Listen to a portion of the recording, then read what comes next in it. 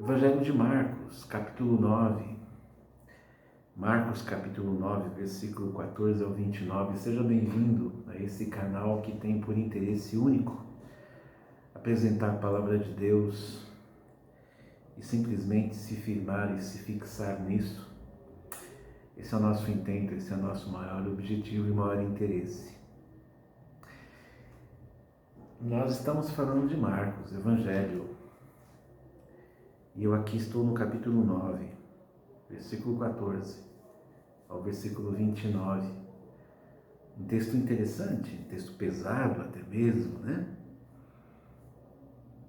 Olhando para a trajetória de tudo aquilo que nos 8 primeiros capítulos aconteceram, e quando chega aqui no nono capítulo, nós passamos pela transfiguração, pelo monte da transfiguração, Jesus com Elias e Moisés.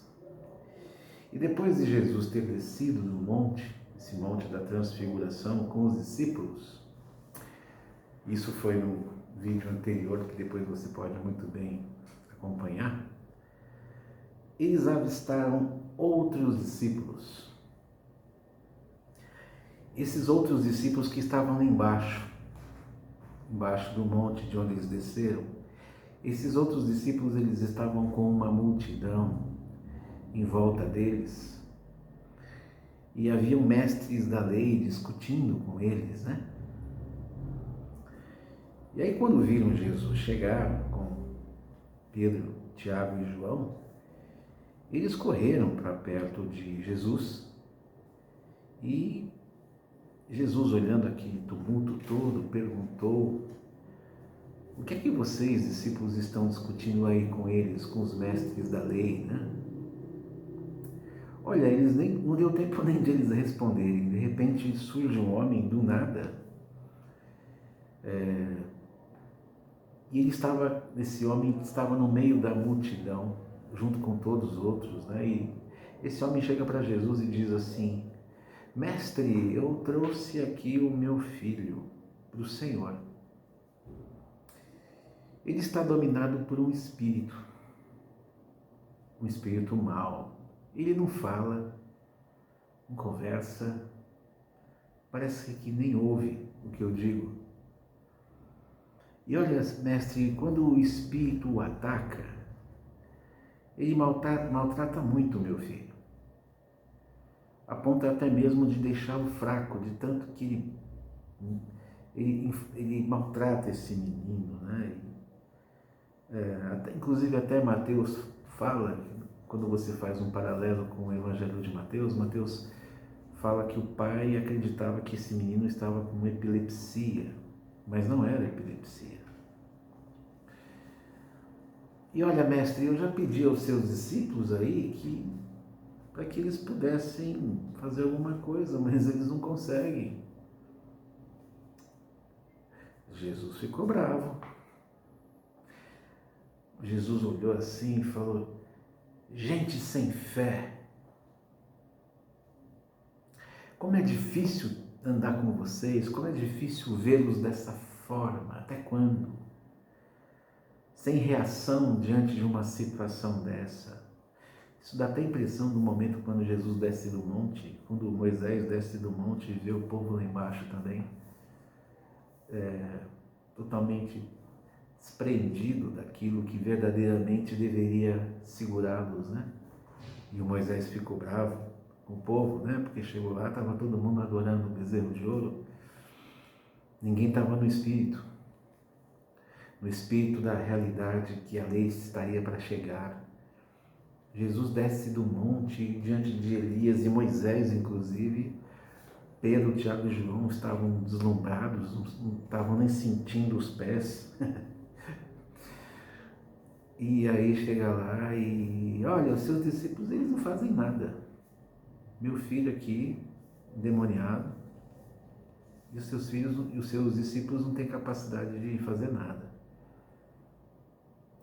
Jesus olha e fala: traz o menino, traga o menino aqui. Daí veio o menino, e o espírito olhou para Jesus, o espírito no menino olhou para Jesus quando se aproximou dele, né? Aí ele sacudiu mais ainda o menino, maltratou um pouco mais o menino, com força. Fez o menino rolar no chão, espumar com a boca. O Satanás gosta de fazer espetáculo, é um negócio interessante. Gosta de um show, né? Ao mesmo tempo, viu com quem ele estava diante. O Espírito percebeu com quem ele estava se deparando. E aí Jesus olhou, perguntou para o pai: escuta, desde quando o seu filho está assim? Enquanto o menino estava rolando no chão lá espumando, e o Satanás, Espírito, seus discípulos de Satanás, estavam fazendo a festa lá, Jesus olha para o pai e fala: desde quando esse menino está assim? Ah, desde pequeno, mestre. Esse espírito tem buscado matá-lo, Senhor. Tenta jogá-lo na água, tenta afogá-lo, tenta jogá-lo no fogo para queimá-lo. Ah, olha, o senhor não sabe o que eu tenho passado, viu? Mas olha, eu sei que se o senhor pode, me ajude. Se o senhor puder, me ajude, por favor. Tenha pena de nós. Jesus espantou-se e falou assim: se eu posso? Tudo bem, os discípulos não puderam, até isso é justificável, talvez, né? Por causa desse homem chegar e perguntar se o senhor pode, porque os seus discípulos não puderam. E Jesus fala: se eu posso? Olha, para quem tem fé, tudo é possível, disse Jesus a esse homem. O pai gritou: eu tenho fé, eu creio. Mas olha, me ajude na minha incredulidade, porque a minha fé... Aí as pessoas começaram a se aproximar ao redor dele, e aí Jesus ordenou, aí sim, diante disso tudo, Jesus ordenou ao espírito, né? Espírito surdo e mudo, saia desse menino e não volte mais. Aí o espírito gritou, deu um brado, né? Um grito forte. Saiu do menino, né? Sacudiu o menino primeiro, saiu dele, deixou o menino e o menino ficou parecendo que estava morto. Todos pensaram que esse menino havia morrido. Ele não se mexia. Mas aí foi lá Jesus, pegou o menino pela mão, o ajudou a ficar de pé. Esse menino se levantou e a vida voltou ao normal. Eles foram embora, chegaram em casa. Não é a casa de Jesus, nos parece que não, era talvez a casa de algum dos discípulos ou alguma discípula, né? Quando Jesus chegou em casa com os discípulos, eles chegaram para Jesus e perguntaram baixinho assim: por que nós não pudemos expulsar aquele espírito? Jesus olhou para ele, talvez Jesus estava comendo um pão asmo,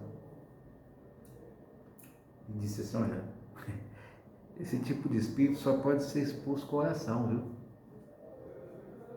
Ou seja, vocês, por favor. Olha, o que é mais interessante é que o pai disse: eu tenho fé. Eu tenho fé. Mas ajude-me a ter fé ainda mais. Isso quer dizer, meu amigo, minha amiga, meu irmão, minha irmã, que a nossa fé não corresponde ao que Deus é capaz de fazer. A nossa fé não anda dentro do mesmo nível de poder que Deus tem. A nossa fé não é poderosa. A nossa fé é uma confirmação de crença. Mas a decisão sempre vem de Deus. Os discípulos deixaram aquele homem com dúvida. E a fé daquele homem não estava completa. Isso é um problema, né? Porque vocês andam com Jesus e vocês não tiveram condições de fazer nada. É como se eu perguntasse: o que Jesus está ensinando para vocês? O que vocês estão aprendendo até agora? Não era para vocês me ajudarem a pensar, a ir até Jesus? Ou vocês mesmos poderiam fazer isso, né? Duas coisas. Primeiro, que da nossa boca, Deus é capaz de tudo. Tudo que nós podemos dizer a respeito do que Deus é capaz, nós temos que dizer. O nosso testemunho é muito importante. Deus é capaz de tudo. Isso deve sair da nossa boca. Sempre. Do nosso testemunho, não há o que Deus não possa fazer. Nós não podemos fazer nada. Realmente nós não podemos. Mas quem faz? Esperou Jesus chegar. O homem já estava desistindo, né? Talvez. Ser discípulo de Jesus tem por tarefa, ser discípulo de Jesus tem por missão mostrar que o Senhor é Senhor. Eu sou discípulo de Jesus para dizer que sim, Ele faz tudo, Ele é capaz de tudo. E eu posso, em nome dEle, fazer isso. Em nome dEle, Ele me dá autoridade. Não sou eu, Ele. Tanto que Jesus fala, esse tipo de espírito só pode ser expulso com oração. Pois é. Essa é a compreensão.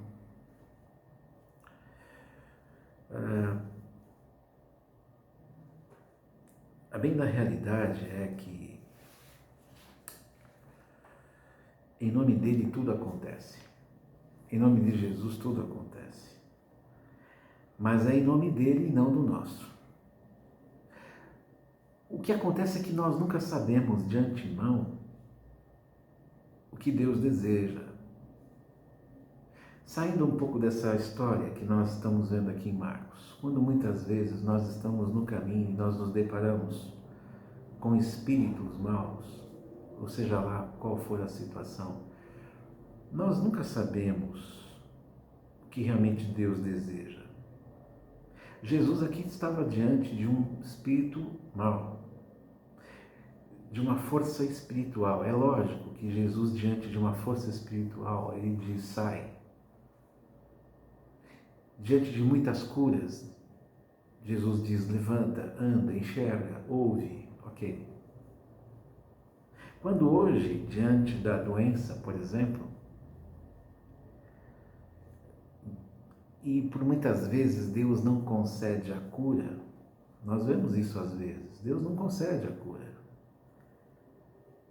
Mesmo coração, Deus não concede a cura, Deus não curou. Olha, o sujeito morreu, nós oramos e ele morreu. Significa, e é tão difícil de entender, né?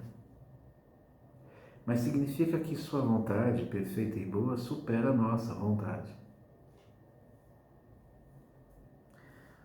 Diante de um espírito mau, vocês podiam falar: em nome de Jesus, sai. E ia sair. Diante de uma doença, em nome de Jesus também podia ser curado qualquer pessoa. Ao mesmo tempo, a vontade de Deus supera a nossa vontade. A vontade de Deus supera a nossa fé. Sabe por quê? Porque por muitas vezes você tem fé em algo que tem a ver apenas com a sua vontade. Você quer. Mas Deus pode não querer. Como é difícil isso. É como se Deus falasse assim: você crê que eu sou Deus? Sim, creio. Você crê que eu posso curar? Sim, eu creio que o Senhor possa curar. Claro que sim. Então, também creia que eu não quero.